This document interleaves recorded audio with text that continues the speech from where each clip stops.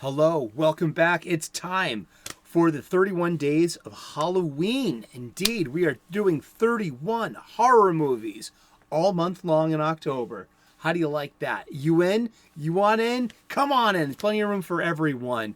There's a bunch of us. We're united by Twitter. We're all showing off all the 31 movies that we're watching. It's been a great inspiration, and it's nice to be part of. I love this time of year. I love Halloween. I really do. And this is a nugget from my teenage years. This is 1986 Vamp, starring Grace Jones, the model actress. She was also in the second Conan movie. There's Chris Makepeace, Dee Dee Pfeiffer, Robert Russler, and Getty Wanatabe, who we know as Long Duck Dong from 16 Candles. This is really stylish. It's a rated R vampire movie, so watch out what's behind me so I can block off any nudity. Seriously, don't want to set off any community standards. But it's not terrible. It's just very stylistic. It's very artsy for its day, for its 80s day. I mean, it's got this, we would call this bisexual lighting today, okay? And it's the use of the fuchsia, of the purple and the pink, and then there's also like reds and greens. So there's a lot to do with the lighting of this mysterious city where two best friends are in college. They're trying to get into a college fraternity, and they've promised the brothers at the fraternity that they'll supply the entertainment for tonight's beer bash. We'll get a stripper. So they go into they borrow a friend's car. They bring Getty Watanabe with them, they're taking advantage of him because he's got a car and a credit card that they're going to drive into the city. And I don't know what city it is. It could be L.A. Could be Detroit for all I know. I mean, but it's a nondescript city with a seedy neighborhood where after dark it's assumed that everyone knows that this is a vampire neighborhood and you stay off the streets and everything. But of course there are a couple of naive kids coming into the city, following in the mold of these 80s movies, these teen movies, trying to get laid, trying to see the TNA, and trying to get into red-blooded American boy hijinks. We should start drinking every time I say Maybe that should be the name of my channel. It's just me going like this. I'm gonna play the movie in the background, and I'll try to be really careful about raising the blocking. It's new, yeah. Jeez, yeah. I love the opening there. Yeah, it starts off like one of the Hammer horror movies, like this mysterious initiation ritual, and it's all about trying to enter a fraternity and hazing. So this is a hazing ritual, and our two heroes here get out of the hazing by over-promising. And here's a great setup, payoff. Act 1, opening of Act 1, we have the bow and arrow. I mean, it's like they call it Chekhov's gun for a reason. Anton Chekhov. You show a gun in Act 1, you better be using it by Act 3. Something like that. As a paraphrase, Somebody correct me in those comment section. Let me know you're listening. And but are you grokking my Spock? You picking up what I'm putting down? We are now in the big city here. We got 3 dudes in the city. It's daylight, so it's all safe. But when the sun goes down, the vampires come out. And we have 2 different gangs of vampires. We've got some really over-the-top grotesque. We've got all the sexiness and the seduction value of the vampire themes. The vampire theme of sexy and seducting, of seduction are all here, and we lose one of our heroes to the vampire, and he comes back as a vampire. But he's great because he's struggling. He remembers who he was, and he remembers his brotherhood with his best friend here, and there's a great cute scene in here which plays with vampire myths. So the friend here, suckers his bro into staking him. And by the end of the movie, Act 3, he really didn't kill his friend, the vampire. He comes back to save his bro. And he's like, I staked you. And he just pulls out, it was Formica. It's not wood, it's Formica, dude.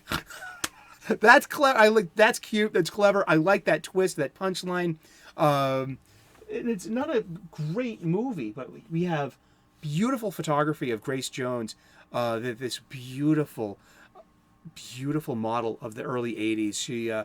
She came over from Jamaica with her family, and she became a worldwide sensation of the '80s. She this look. She was in James Bond's A View to a Kill.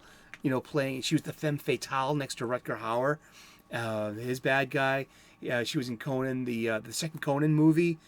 She was like the warrior lady in that, and Conan's side, and See, but there's no nudity there. She's covered up, but yeah, this is the big seduction scene, the penetration.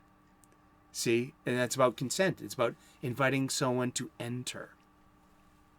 I mean, there's a lot to unpack with vampires. I love it. But look, this use of filters, I mean, the use of lights, the background lights, it has some kind of mood, but it's a new wave mood. New wave, I'll say once again, it was a convention of the 80s. It was late 70s, early 1980s. Colorful, futuristic. It was the edge, and it was the cutting edge. It was that was like the big thing. See, but she's completely covered. She's not naked. She's not. There is some nudity in here, and we will be, keeping, because they go to this strip bar, but guess what? This strip bar is nothing full of vampires, and it's a front to get single men that wouldn't be missed, and to feed on them and use them as a resource. Not just the money, but their bodies and their life and their blood.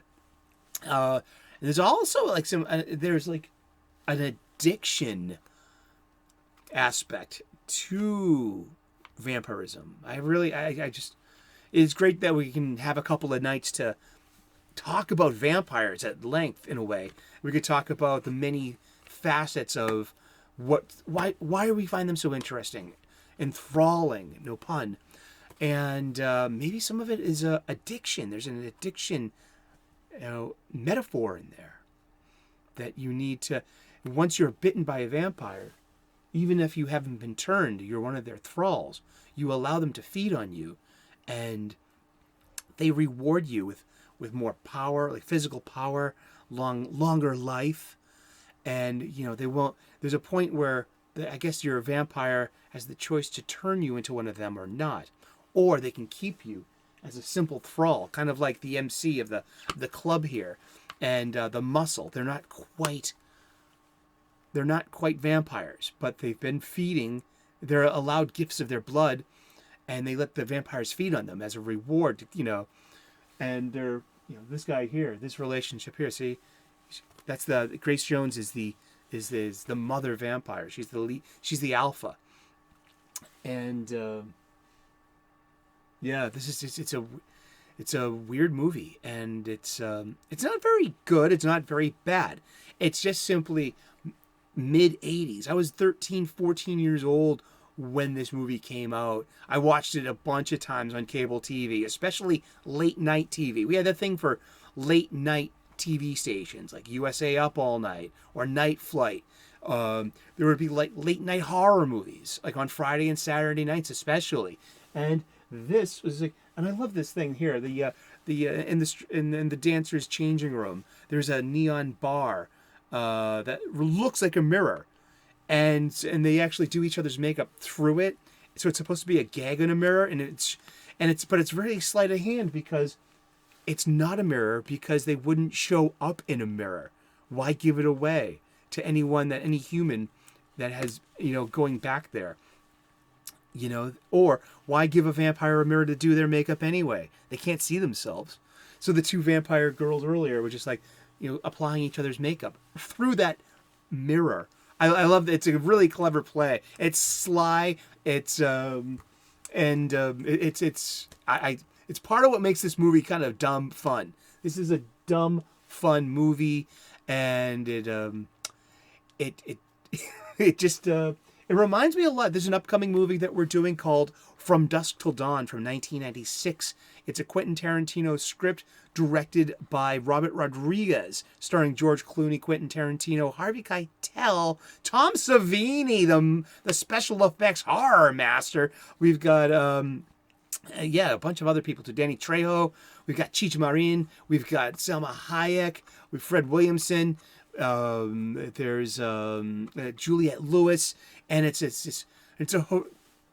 it's about a couple of gangsters who who are hiding out for the night in a club in Mexico. But after dark, it turns out that this strip bar and this club is a vampire haven, and hilarity ensues with surviving a vampire night in a vampire nest. It's really good. We're going to cover that in a few days, but there's kind of a similarity between these two, like showing up to the strip bar and having it just be a front for a vampire nest.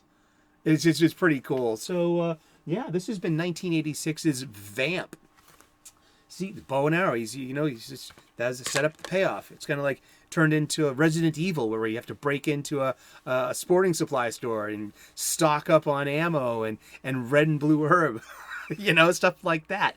And, but yeah, this is, here comes the big scene at the end here, and see, the buddy takes care, the buddy's going to take care of the final threat and say, like, Formica. It's just, I love that clever ending. It's that clever ending that I think saves this movie from being in the dustbin of history. It's a, there he is, the best friend. Yeah. Ain't it cute? That's Vamp, 1986, New Line Cinema. It is what it is. It's a slice of nostalgia for me, and it was tonight's vampire movie. It plays very well with all the tropes and all the themes, especially of seduction and consent and the corruption of innocence and preying upon the world's forgotten. And that's how evil exists, is preying on people, perhaps.